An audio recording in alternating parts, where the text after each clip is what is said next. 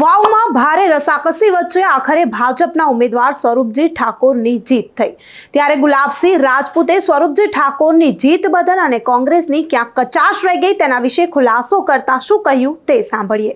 ખામી રહી ગઈ છે આયોજનની અંદર, મતદાન કરાવવાની અંદર એ ક્યાંક ને ક્યાંક અમારી તૂટીના લીધે અમે ચૂંટણીની અંદર અત્યારે પાછળ છે 1000 વોટે અને લોકો જે ચુકાદો આપ્યો છે અમે સ્વીકારીએ છીએ અને આગામી સમયમાં આનું અમે સમીક્ષા કરશું કે ક્યાં અમારી ખામી રહી ગઈ।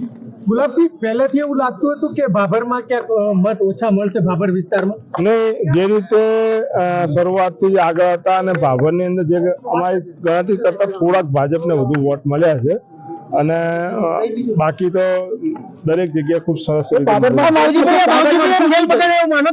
ભાભરમાં ભૂલ શું થઈ છે? દેખો, નોટા અને અલગ અલગ જે છે એના પણ ખૂબ અહીંયા 10,000 કરતા ઉપર વોટ ગયા છે। મારો નંબર પહેલા ઉપર હતો અને નોટાને લગભગ 3500 જેટલા વોટ છેલ્લે છે, એટલે એની અંદર પણ કદાચ વોટ ગયા છે, એ પણ અમારું નુકસાન થયું છે। એક ગણતરી એવી હતી કે માવજીભાઈ ભાજપના વોટ બગાડશે એની જગ્યાએ કોંગ્રેસના બગાડે, એવું માનો તમે? હવે તો સમીક્ષા કરશું એટલે ખબર પડે અમને। ચાલો તો ગુલાબસિંહ રાજપૂત અહીં માની રહ્યા છે કે તેમની કંઈક કચાશ રહી ગઈ છે, તેમણે કંઈક તો કચાશ રાખી છે।